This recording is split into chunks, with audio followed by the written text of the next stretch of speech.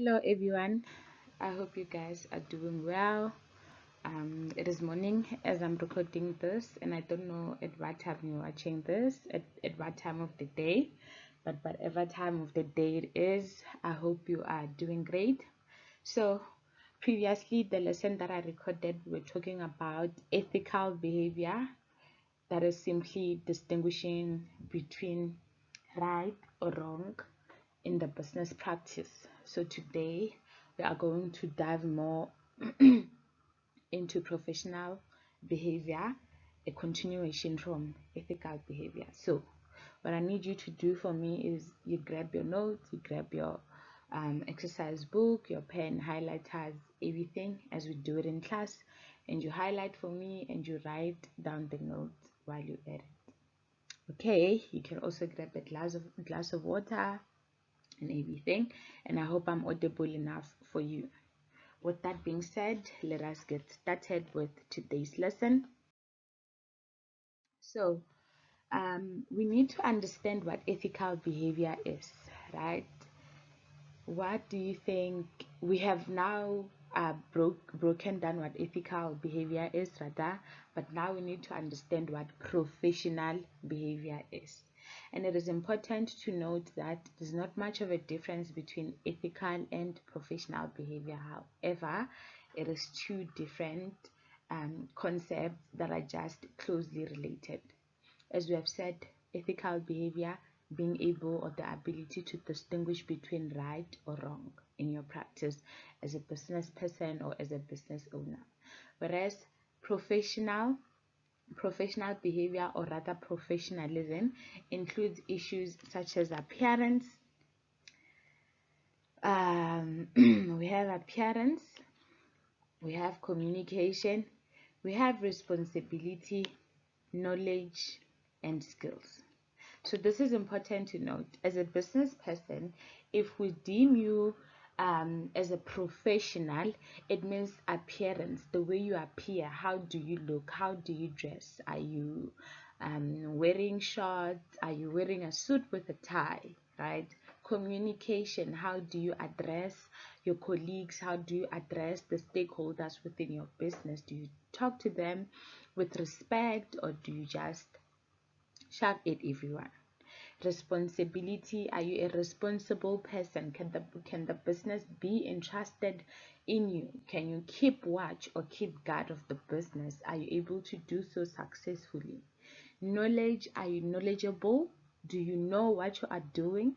Do you have the knowledge in your field? And then skills, do you have the necessary skill set in your field or within your company, right? And now an example of professionalism is a business person who is, like I said, dressed in a suit and a tie. A professional should have good manners and they should show a good business sense. Like I said, you need to look presentable. If somebody approaches you, they're wearing a suit and a tie, and then there comes the opposite person wearing shorts and a vest, right? Who are you going to take seriously? Obviously, for me personally, the person in a suit, I'd assume they're more of a business person more than the one wearing shorts and a vest. And I'm talking about in an office setting. So that is what professionalism is. Okay, let's move to the slide. There we go. We have Mr. John Doe right there. He has a briefcase, wearing a suit with his tie. Everything is neatly tucked in, wearing his black shoes and a briefcase. You see, it's professional. It's professional. It shows. Even if he comes at me, he approaches me and says, listen, I'm a business person, I wouldn't really hesitate. However, if we are to take all of this away and he's wearing shorts and some flip-flops, it's not professional, right? So that is just to paint a picture for you so that you see and understand what professionalism or what professionals should look like. On to the next slide. So here let's look at the examples of how professional behavior is supposed to look like. Right, so they say you need to respect yourself and others. For example, being on time for work and appointments. I know most of us in class usually we are late because of traffic, there's load shedding, there's a whole lot of factors that can cause you not to be on time. However, if you want to be taken seriously as a professional, you need to arrive on time always. This does not only show respect for yourself, it also shows that you respect the other people that you are engaging with. So, should it happen in a case that you are not able to arrive on time, you need to communicate, right? Remember in the previous slide we spoke about the examples of professional behavior, and communication is part of that. Life happens. We live in South Africa. We are experiencing terrible weather. We are experiencing load shedding, and it is a possibility that a whole lot of professionals and business people are arriving late at appointments because of all of these factors. But then this is where you now communicate and say, pop an email and say, listen, I will be late, there's traffic, listen, I'll be late, load shedding happened and the weather is bad, therefore the flow is moving very slow, right? Thank you. And then you must always use polite language with colleagues and clients. This is an important feature. You need to be always polite. Remember, as a business, you are serving clients or your customers or your consumers. So you need to create a safe space for them. And how do you create a safe space? You create a safe space by ensuring that the language that you use is always polite. So it means at no point are you allowed to communicate with a client, with your colleagues, using vulgar language or language that is deemed as unprofessional. Right.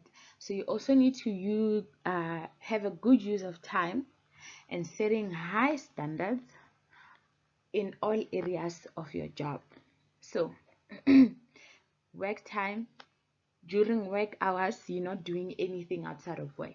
It means if it's work hours as stipulated in your contract, as a business person, as a professional business person, you need to at all times uphold that standard of working during your work hours. You're not making personal phone calls, you're not on your phone. I know this is a difficult one to uphold, unless if it's your lunch time, you are at all times upholding a great or a high standard for your job, right?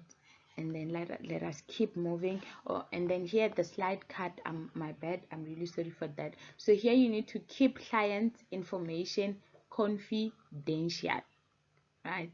You need to keep the client information confidential. At any particular point are you allowed to share a client's confidential information. Just think of any confidential information of a client that you can think of. I'll start. Phone numbers, right? If I'm working with an organization or a business and they have my phone number, and only to find out later on that they are sharing my personal phone number with other people, that is unprofessional, right? So you can also think of other examples that you can mention that in which a business can infringe on a client's privacy by sharing confidential information without the knowledge of the customer or the client. Okay, let us move right. I hope you are moving with me. Now, let us look at behavior that is deemed as unprofessional. For example, using rude, impolite language with colleagues and clients. So let's say you have a meeting with your clients or your colleagues, and now you are using rude language. You are being impolite towards them. You are using curse words. That is deemed as unprofessional. Another thing is if you abuse work time. Very important. So at no particular point are you allowed during your working hours to be doing anything that is outside of your work, because you are getting paid for the work hours. So you need to use or utilize your time wisely. You do not need to come late. You shouldn't be making or receiving personal phone calls and sending emails that are unnecessary and outside the scope of your workload. And again, you shouldn't be discussing clients' information or using client information for personal gain, like I said, is unprofessional. And you shouldn't be giving some people special favors. So you need to treat all your colleagues equally. You need to treat all your clients equally. What does this mean? This means that if client A and B are your clients, person A and B are your clients, you do not need to grant client A favors based on their language, age, race, gender, sexual orientation, all of these factors. You need to treat them equally as what? As your clients. If person A and B are your colleagues, you shouldn't grant them special favors. However, you need to treat them equally as your colleagues. Again, you shouldn't overstate the number of hours worked. You don't lie and say, okay, there are some businesses where you have to clock in and out. So you indicate the time that you arrive at work at and the time that you finally leave work. So if I arrive work at 8, right, at 8 a.m. I'm arriving at work. But then at my clock sheet, I go ahead and say, I arrived at work at, maybe for example, at 6 a.m. That is unprofessional because I'm lying. I am lying. That is not the whole truth. Okay? Keep it moving. I hope you are still tracking with me. If you have any questions, don't be scared to pop them on WhatsApp or via email. I emailed your parents. They have my email, so you can just pop any questions that you have. Right? Now that is out of the way. Move. Now, we spoke about ethical, right, in our previous lesson, and today we are tackling professional behavior. Now, let's distinguish between the two. What is the difference? What is the difference? And although we do admit and agree that it is closely related, but there are distinguishable aspects that make us able to tell the difference between the two. Let's start with ethical. Right, so they're saying that ethical behavior refers to the principles of what? Of right and wrong, or acceptable behavior in society.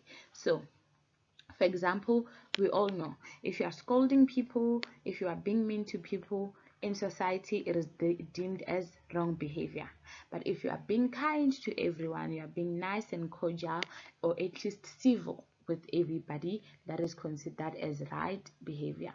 So ethical behavior is just merely being able to distinguish between right and wrong. Ethical behavior is also said to conform to a set of values that are morally acceptable. This is very important. When we conform, look at it as bending or adhering to, right? You are a learner in school. You need to conform to all the values that the school has, right? For example, during break or in the morning, nobody's allowed in the hallway for safety reasons. You need to always look presentable. Your uniform, you should always tuck in and look neat and presentable. Those are the values that you uphold at all times. So even a business should have a set of values that are morally acceptable within the business arena or within the business world.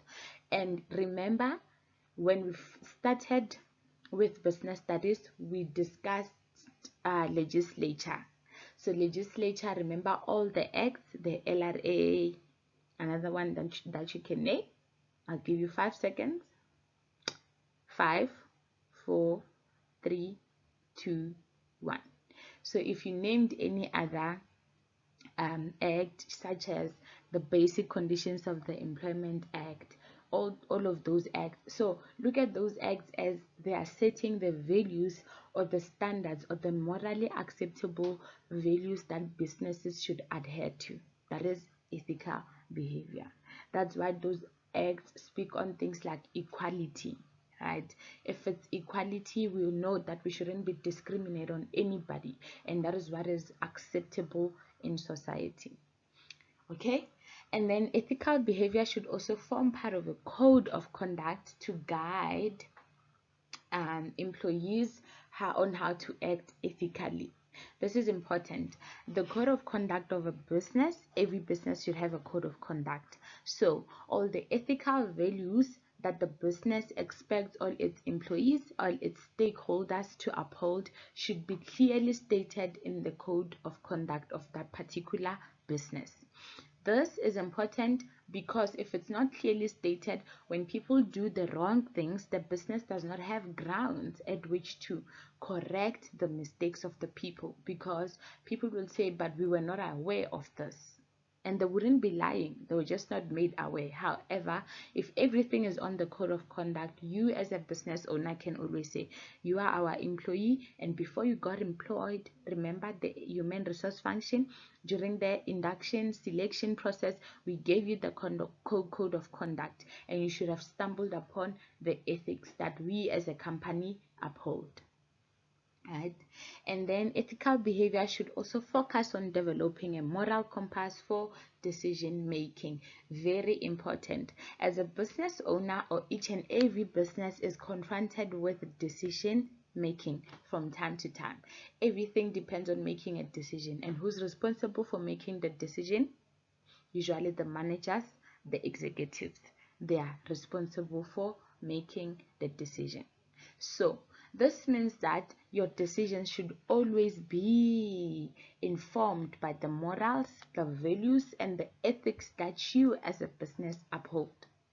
For example, if we as a business, grade 12, we are running a business, and we say, okay, our value is, should we run stumble upon a financial crisis, rather, we will not retrench staff members who have been with us for more than 10 years.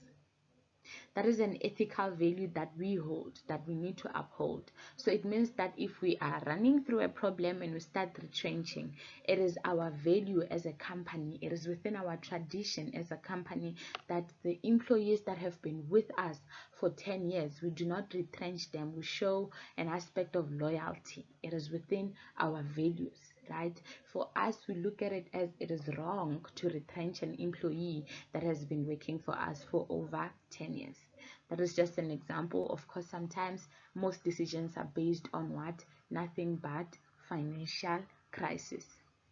Okay, now let's look at professional behavior.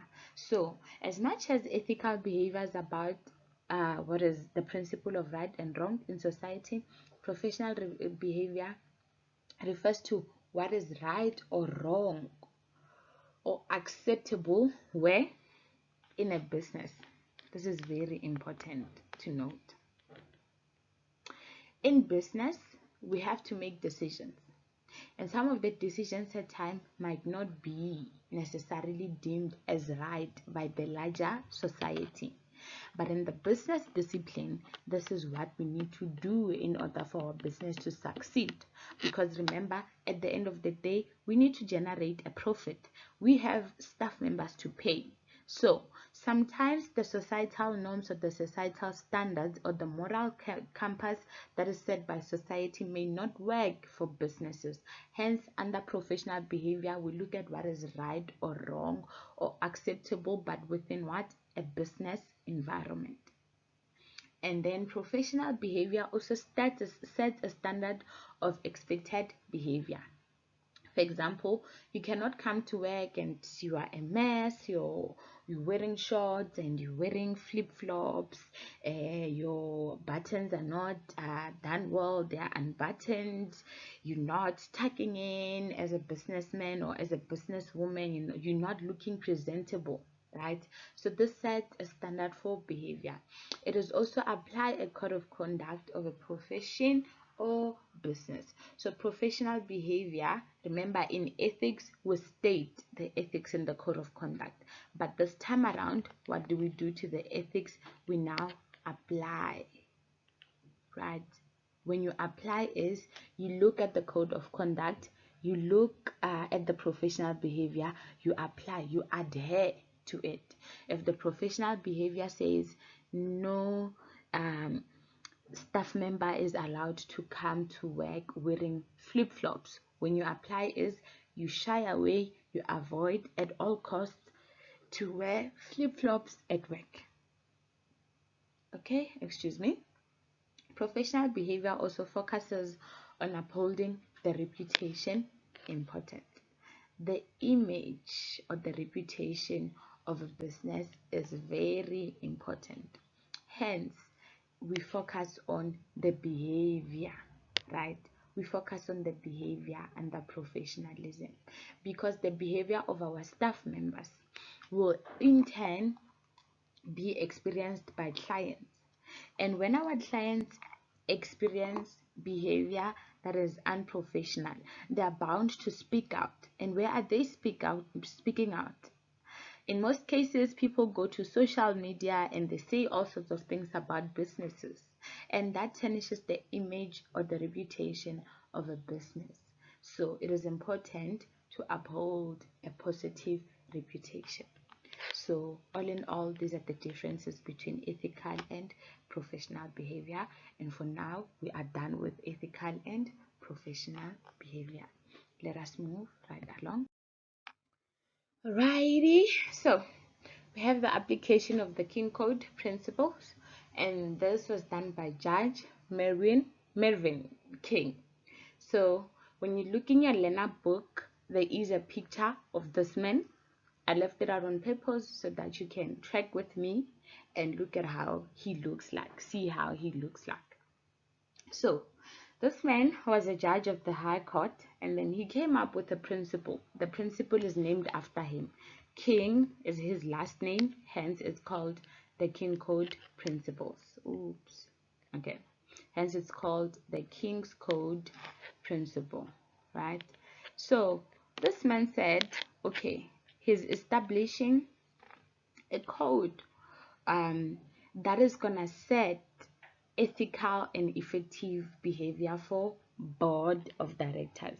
And we all know that a business needs directors to be run effectively, right?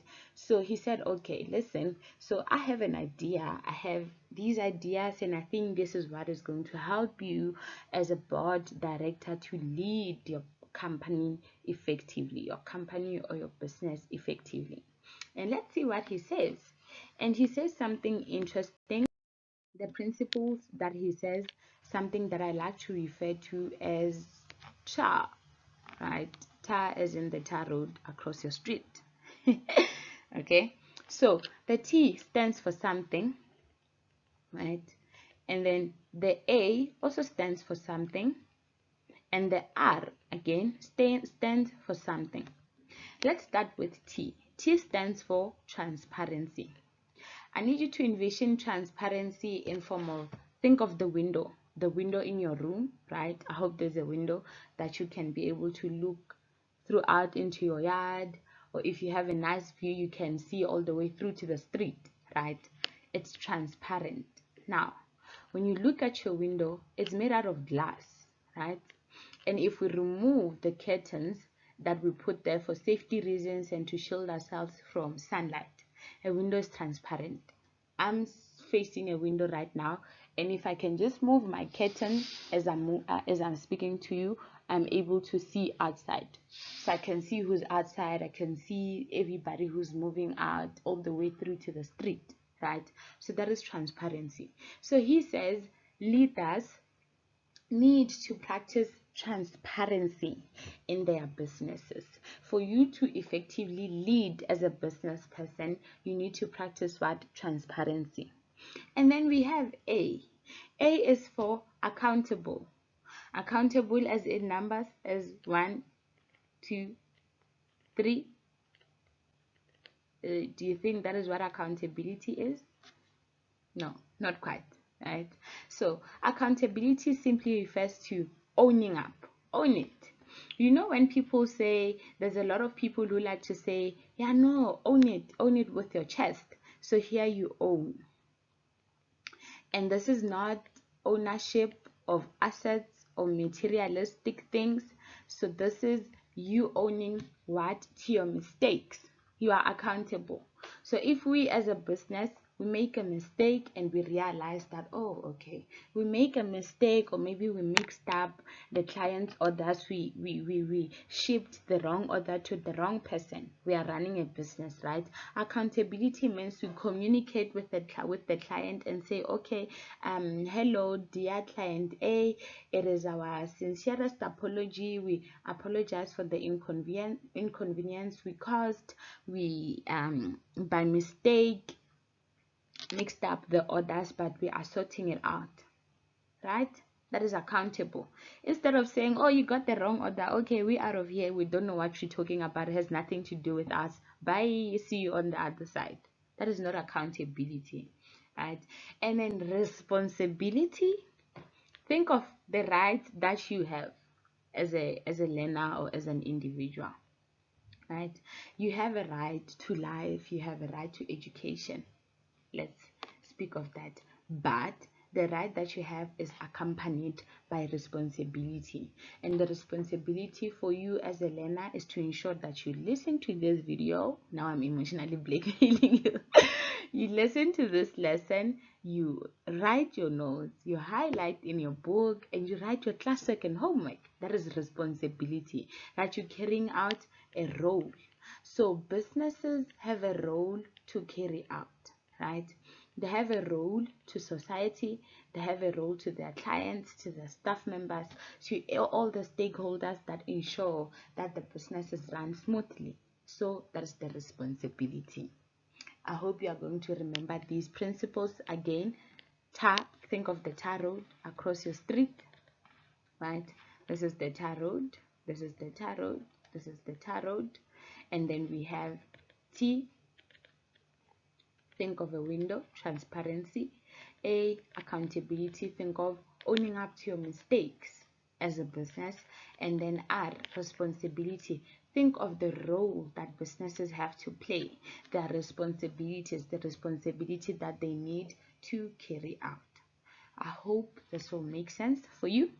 Let us keep it moving, and I hope you are still trekking with me, and I hope no one is sleeping. Drink some water. You're also allowed to pause me for a bit, but don't switch me off completely. Just pause for a bit and then go grab yourself a cup of water, and then or a cup of coffee, and then continue with the lesson. Alrighty, let's go. So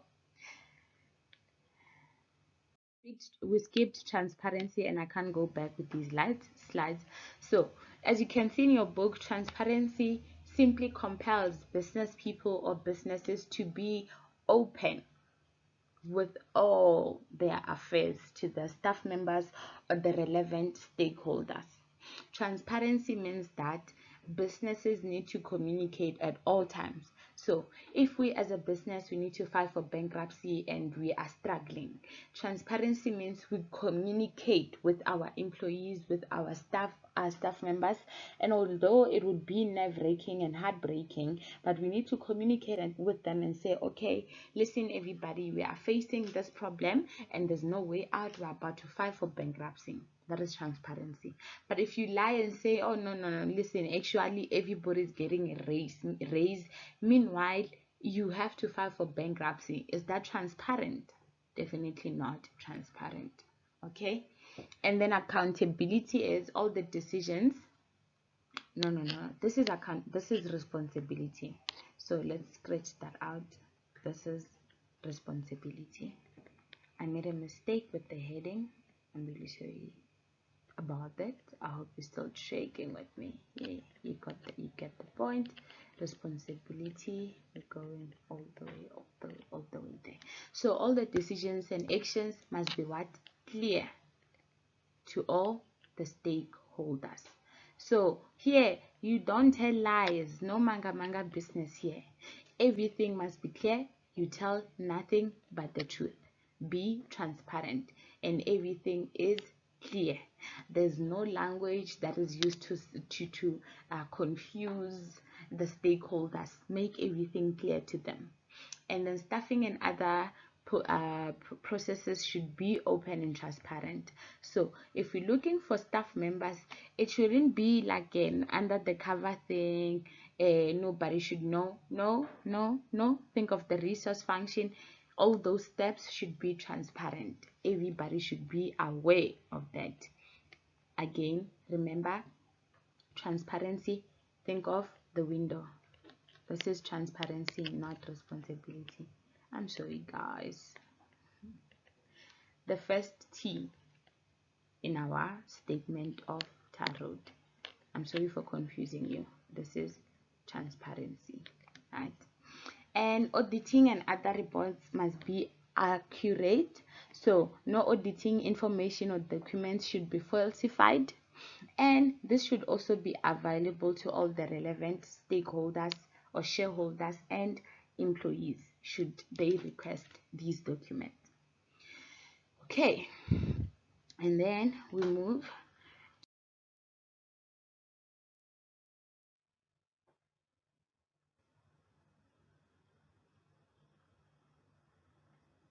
Okay, so now we're speaking of accountability. So when you account for something, this is when you own up. And for you to own up to something, you always need to do what? To communicate. There should be communication between management and all the stakeholders. Remember here, the stakeholders, these are all the people within the business, everybody, all the staff members, everybody who's part of the business. And then the company should also appoint an internal and external auditors to audit all the financial statements. Again, a business needs to account for their finances. And how do they do this? They do this by running an internal audit and also an external audit. So an internal audit would mean an auditor that works within the company is doing or running the audit, and then an external one means we recruit an external auditor to come and audit our financial statements. And the board should ensure that the company's ethics are effectively implemented. Again, ethics are coming up again.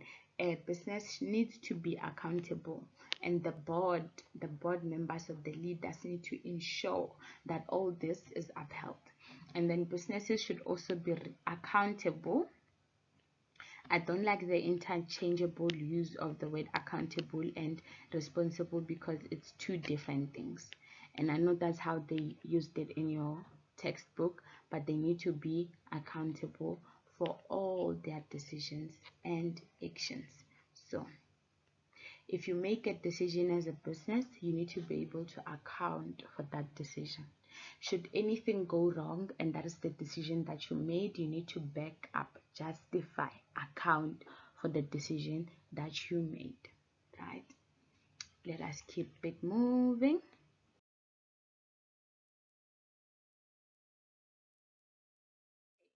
Responsibility. So the business should develop and implement programs that should be aimed at protecting the communities in which they operate.